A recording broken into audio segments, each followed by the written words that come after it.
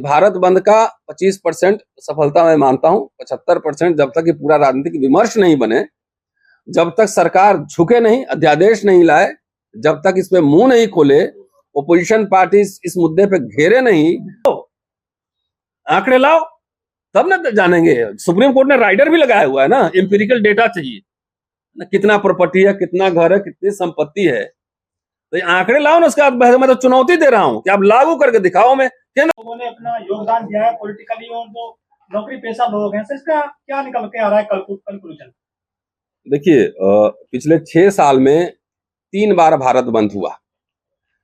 एक 2 अप्रैल 18 को SC/ST act में जो सुप्रीम कोर्ट का निर्णय आया था उसके खिलाफ, उसमें भी जीत हुई, अध्यादेश आया। रोस्टर के मसले पे, यूनिवर्सिटी कॉलेज में अपॉइंटमेंट के मसले पर 5 मार्च 2019 को भारत बंद कॉल हुआ, वो भी सुप्रीम कोर्ट के एक निर्णय से जुड़ा हुआ था। उसमें भी सरकार को झुकना पड़ा और अध्यादेश लाना पड़ा, जबकि उन दोनों आंदोलनों में किसी पॉलिटिकल पार्टी और नेता का नहीं योगदान था उस तरीके से जैसे होना चाहिए था। रोस्टर वाले आंदोलन में आरजेडी का प्रमुख भूमिका थी, वो समर्थन में थे, माले के लोग समर्थन में थे, अजीत जोगी के लोग समर्थन में थे, बाकी पार्टियों ने इसका मोर्चा नहीं संभाला था। लीडरशिप मोर और लेस सोशल एक्टिविस्टों के हाथ में थी, तो वो लड़ाई हमने जीती। अभी जो SC/ST सब कैटेगराइजेशन पे जो आया है, उसमें तो लीड रोल में तो मायावती जी थी, BSP की अध्यक्षा, चंद्रशेखर आजाद थे, आरजेडी का समर्थन था, झारखंड मुक्ति मोर्चा का समर्थन था। इसके साथ साथ और भी सामाजिक संगठन, सैकड़ों सामाजिक संगठन का उसमें कंट्रीब्यूशन था। भारत बंद हुआ, काफी चर्चा में रहा, सब कुछ रहा, लेकिन अब तक इस भारत बंद का असर भारत सरकार पर नहीं दिख रहा है कि भारत सरकार ने अब तक इस पे न तो कोई चुप्पी तोड़ी है, सिर्फ ये कहने के अलावा कि हम क्रीमी लेयर लागू नहीं करेंगे, हो भी नहीं सकता है। लेकिन RSS BJP की सरकार कर भी सकती है, कुछ भी कर सकती है। तो इस पे अभी तक जो है कोई सरकार की प्रतिक्रिया नहीं है। तो मैं समझता हूं कि भारत बंद का 25% सफलता मैं मानता हूं। 75% जब तक ये पूरा राजनीतिक विमर्श नहीं बने, जब तक सरकार झुके नहीं, अध्यादेश नहीं लाए, जब तक इस पे मुंह नहीं खोले, ओपोजिशन पार्टी इस मुद्दे पे घेरे नहीं, कि आंदोलन जो है ना, ये है कि लोगों ने दिखा दिया कि हम सड़क पे उतर सकते हैं, भारत बंद कर सकते हैं। लेकिन ये सरकार सोचिए बहुत चालू है, ये समझते हैं कर लिया कोई बात नहीं, चुपचाप रहो, चाहे आधा काम करो। मैं समझता हूं कि जितने भारत बंद हुए, हम उसमें से आधा सफल रहे। उदाहरण में देना चाहता हूं, 2018 में SC/ST एक्ट वाले में भारत बंद हुआ, सरकार अध्यादेश लाई। रोस्टर में भी सरकार अध्यादेश लाई, लेकिन हम क्या पूरा जीत पाए? डॉक्टर अंबेडकर कहते थे कानून की नजर में समानता होना और प्रशासन की नजर में समानता होना, दोनों में अंतर है। कानून में सब बराबर हैं, लेकिन प्रशासन की नजर में बराबर हैं कि नहीं है, ये देखना बेहद जरूरी है। तो जो SC/ST एक्ट में हम लड़े, क्या ऑपरेशनल है? क्या शिकायत दर्ज हो रही है? क्या SC/ST जस्टिस के लिए, केस के लिए कोई स्पेशल कोर्ट तैयार है? क्या स्पीडी ट्रायल हो रहा है?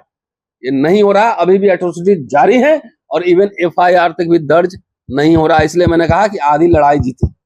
रोस्टर का आंदोलन हम लोग जीते। आप देख रहे हैं सारे विश्वविद्यालयों में और कॉलेजों में नॉट फाउंड सुटेबल, EWS का धड़ाधड़ बढ़ा जा रहा है, बिना सर्टिफिकेट ठीक से चेक किए हुए।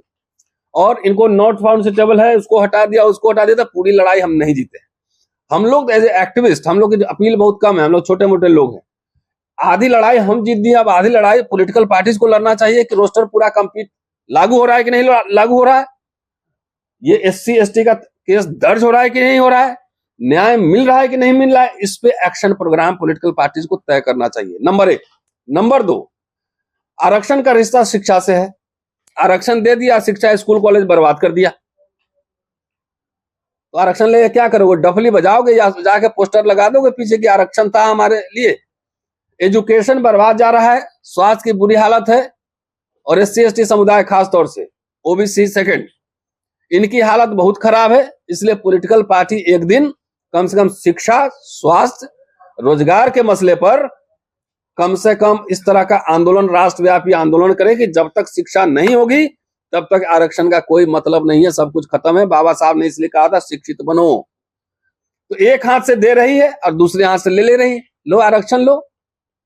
हमारे इधर कहावत है कि बुर्बक लड़का के महुआ मिठाई, महुआ फल होता है ना, देखा है हमने, बेवकूफ बच्चों को पकड़ा दो तो उसको रसमलाई समझ के खा लेता है। तो ये सरकार दलितों के साथ इसी तरह का जो है खेला खेल रही है। अगर ईमानदार है, कमिटेड है, तो सीधा और सीधा जो है ना education, first class education, English medium education लाए। और नहीं तो जितने बसपा, आजाद समाज पार्टी, आरजेडी, सपा, जितने इसमें सरकार को घेरे, कांग्रेस संविधान ले घूम रही है, सरकार को घेरे कि स्कूल खोलो, यूनिवर्सिटी कॉलेज, शिक्षा में बजट कम क्यों हो रहा है। इस पे न समाज में हलचल है। समाज हमारा कभी कहा है कि इस मुद्दे पर हम भारत बंद करेंगे, खाली कर दिए फोटो खिंचा लिए। नो, बुनियादी चीज है, उस पर अगर बहस नहीं करेंगे, आगे नहीं बढ़ाएंगे, तब तक ये जितना है सब झुंझुना पकड़ा के तीनों भारत बंद की समीक्षा हमने कर दी। क्या खोया क्या पाया। तो सरकार को घेरो बुनियादी सवाल पर, शिक्षा पर, स्वास्थ्य पर, रोजगार पर, निजीकरण पर। इस पे अगर जाके अपने समाज में पूछिए इस पे भारत बंद करना है, कितना रिस्पॉन्स आता है। तो समाज से भी अपील करेंगे कि आपको अपने बच्चों का भविष्य सुरक्षित रखना है, तो इन मुद्दों को केंद्रीय विमर्श में लाइए। हम लोग लगातार इस मुद्दे पर बोल रहे हैं, अन्यथा आरक्षण जो है ना कुछ नहीं है, फटा ढोल बन के रह जाएगा, आपको कुछ मिलने वाला नहीं है, आने वाली पीढ़ियां आपकी गुलाम बनेगी। शुक्रिया। लेकिन सर अगर वर्गीकरण कर दिया जाए, मान लिया जाए, तो फिर जो नीचे वाले लोग हैं, कास्ट तो बहुत ज्यादा है ना SC ST में, फिर वो खड़े हो जाएंगे कल को कि ये खा रहे हैं हमारा हक। भाई 1108 कास्ट है। मैं सरकार को चुनौती देता हूं कि आप दोनों करके दिखाओ, क्रीमी लेयर भी लगाओ और सब कैटेगरी। 1108 कास्ट को किसमें कहां रखोगे। अगर मान लो कोई मजदूर का बेटा IAS बन गया, तो एक जनरेशन में तो नहीं ना होगा कि राजा बन जाएगा, वो भी क्रीमी लेयर में चला जाएगा। ठीक है जी। तो 1108 जातियों को आप कौन कौन कैटेगरी में कहां डालोगे, जरा करके तो दिखाओ पहले होमवर्क, आंकड़े तो लाओ, आंकड़े लाओ, तब ना जानेंगे। सुप्रीम कोर्ट ने राइडर भी लगाया हुआ है ना, एम्पिरिकल डेटा चाहिए ना, कितना प्रॉपर्टी है, कितना घर है, कितनी संपत्ति है, तो ये आंकड़े लाओ ना। उसके बाद मैं तो चुनौती दे रहा हूं कि आप लागू करके दिखाओ। मैं केंद्र सरकार को चुनौती दे रहा हूं। भाई 11 आपने एक नैरेटिव बना दिया है, ये RSS का बनाया हुआ नैरेटिव है कि सब जाटव खा गए, यादव खा गए। अरे खा गए तो आंकड़ा तो दो, उसका पॉपुलेशन भी तो देखो। मैं ये कह रहा हूं, मैं दावे के साथ कह रहा हूं कि जितनी सबसे कमजोर जातियां हैं, जितने बैकलॉग है, जितनी नौकरियां हैं, सरकार को इंस्ट्रक्शन दो, बोर्ड को, बिना वर्गीकरण के, बिना कुछ किए हुए इंटरव्यू में सबको बुलाइए, लेकिन सारी नौकरियां उनको दे दो। भरो, रेलवे में सारे भरो, यूनिवर्सिटी में सारे भरो, पार्लियामेंट में फिर आपने आउटसोर्सिंग क्यों किया है, सफाई कर्मचारी का आपने ठेके पे क्यों दिया है। आप सिर्फ बोर्ड को, जब UPSC घोटाला हो सकता है, नीट घोटाला हो सकता है, तो एक तो चेयरमैन साहब को कहना ही ना कि भाई बुला लो सबको, लेकिन सबसे कमजोर होगा उसी को भर दो। क्या दिक्कत है, करके दिखाओ ना, कोई विरोध नहीं करेगा। लेकिन आप बांट में अब सब कैटेगराइजेशन होगा, तो उसमें मान लो कि एक कैटेगरी बन गया, उसमें से भी कुछ जातियां जो पढ़ेंगी लिखेंगी वो आगे बढ़ जाएंगी, तो नीचे वाला फिर बोलेगा कि हमारा हक ये खा गया, फिर उसमें से थोड़ा सा बढ़ेगा तो उसके नीचे वाला बोलेगा कि हमारा हक ये खा गया। तो ये आप पेंडेरा बॉक्स ऐसा भूल भुलैया जंतर मंतर बना रहे हो, और समाज को हमको समझना चाहिए या ऐसा उलझा के सीधा आरक्षण ही खत्म कर देगा, उसका झुंझुना बजाते रहना। इसलिए आरक्षण का दायरा बढ़ाओ और जितने बैकलॉग है तुरंत उसको भरो, स्कूल कॉलेज यूनिवर्सिटी सब बनाओ, और सबसे महादलित है ना, मैं ये कह रहा हूं, उसके लिए रेसिडेंशियल 200 बच्चे के लिए इंग्लिश मीडियम स्कूल बनाओ। कोई अगर विरोध करेगा तो मुझे बताना, मैं वहां सरकार के साथ खड़ा रहूंगा। करो, बनाओ ना। जवाहर नवोदय विद्यालय बने तो दलित आदिवासी बच्चे पढ़े कि नहीं पढ़े, उसमें पढ़े ना, क्वालिटी एजुकेशन। ये बीजेपी सरकार ने तीसरा टर्म है, एक विश्वविद्यालय खोला है तो मुझे बताओ, एक कॉलेज खोला है तो मुझे बताओ, एक स्कूल खोला है बढ़िया, एक चेन वो बताओ, वो भी सैनिक स्कूल को दे रहा है ठेके पे, पब्लिक प्राइवेट पार्टनरशिप। उसमें सोच रहे हैं आपके बच्चे पढ़ेंगे हैं? किसको आप दिखा रहे हो, सब जवाब दिखा रहे हो। ये खेला हम पूरा समझते हैं। आप शिक्षा का निजीकरण कर रहे हो, अशोका यूनिवर्सिटी में रिजर्वेशन दिलवाओ, जमीन लिए है ना सरकार से तो सुविधा ले रहे होंगे। अडानी अंबानी के लाखों करोड़ रुपए माफ हो रहे हैं ना, उसमें रिप्रेजेंटेशन दिलवाओ, वो पब्लिक का पैसा है।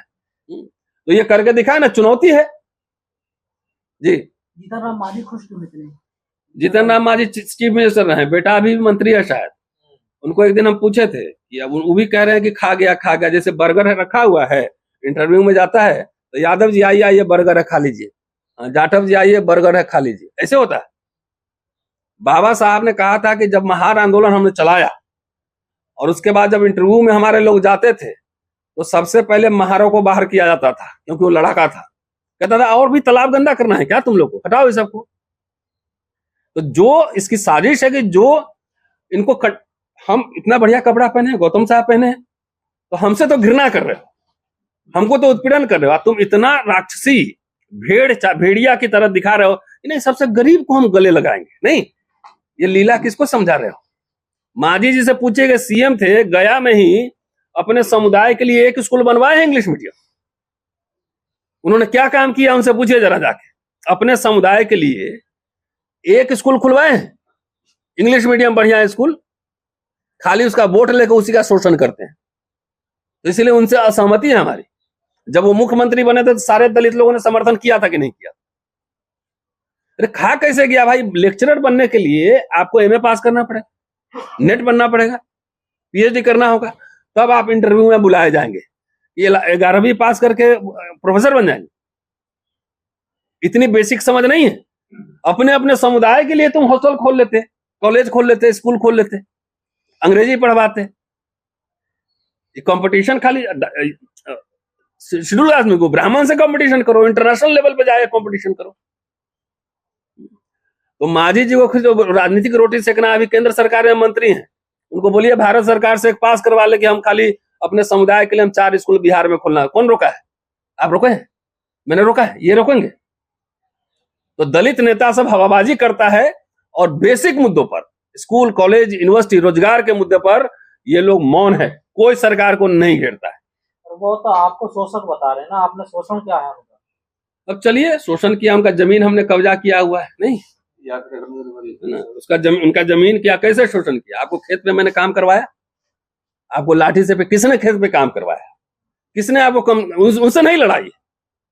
अरे आरक्षण बाबा साहब ने कहा था सबके लिए है कि भाई एक आगे बढ़ेगा तो उसको देख के दूसरा भी थोड़ा सा उसका भी कॉन्फिडेंस बढ़ेगा कि हम भी कर सकते हैं। ऐसे ही हुआ है, हम लोग भी ऐसे ही हैं।